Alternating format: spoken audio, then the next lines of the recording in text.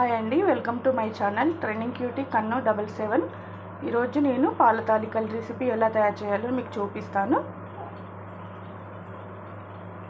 ముందుగా ఇలా ఆటా గోధుమ పిండిని మనకు కావాల్సినంత హాఫ్ కేజీ పావు కేజీ ఇలా తీసుకొని ఇలా అవి చేసుకున్నాక ఒక హాఫ్ అన్ అవర్ దీన్ని బాగా నాననివ్వాలి.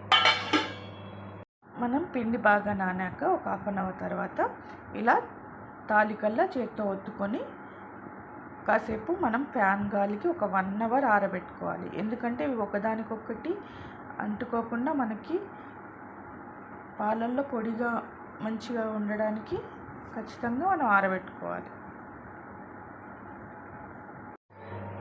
పాల తాలికలు, పాలు, బెల్లం, dry fruits.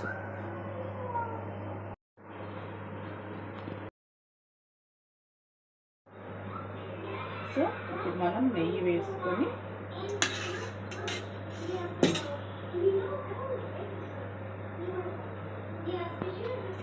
Dry fruits వేయించేసుకోవాలి.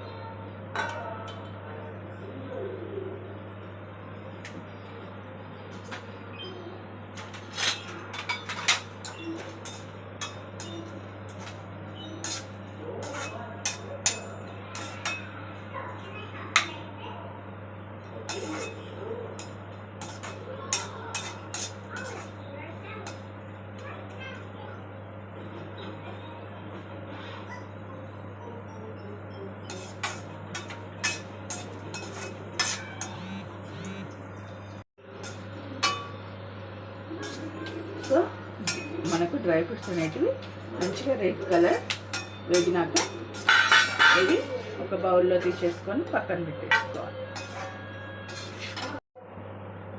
Dry fruits అనేటివి పక్కన పెట్టేసుకోవాలి. ఇప్పుడు బాండీలో ఇంకొంచెం నెయ్యి వేసేసుకొని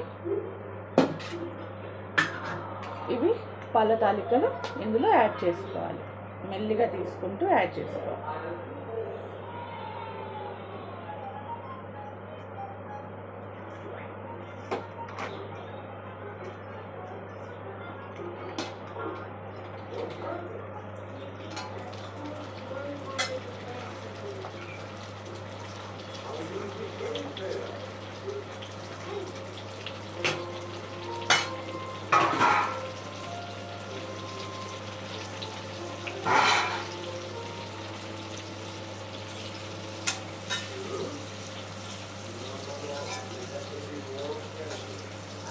ఇప్పుడు పాల తాలికలు అనేటివి బాగా ఫ్రై అయిపోయాయి.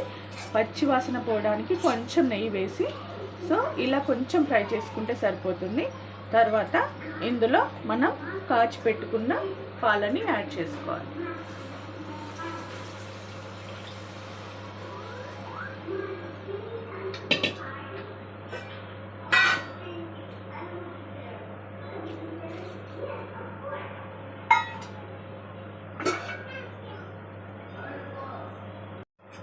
సో ఇప్పుడు మనము పాలు అనేది యాడ్ చేసుకున్నాం.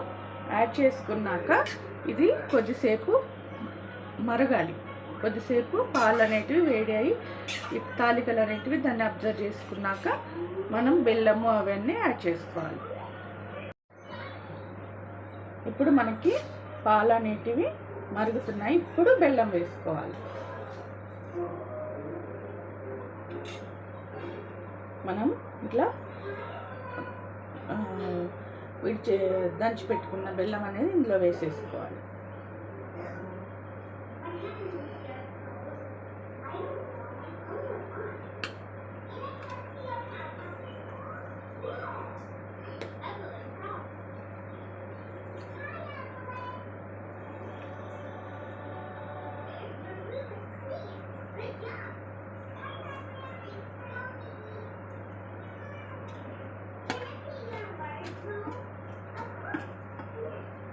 వేసుకున్నాక కొద్దిగా కలిపితే ఇప్పుడు మనం బెల్లం ముద్దలుగా వేసాం కాబట్టి అదే అందులో కరుగుతుంది. సిమ్లో పెట్టుకుంటే సరిపోతుంది.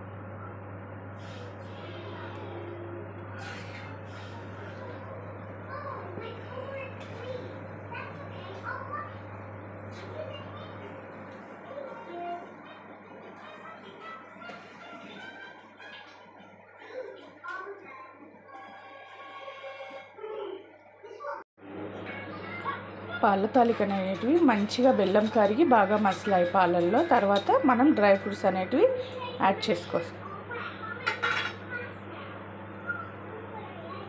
చేసేసుకున్నాం.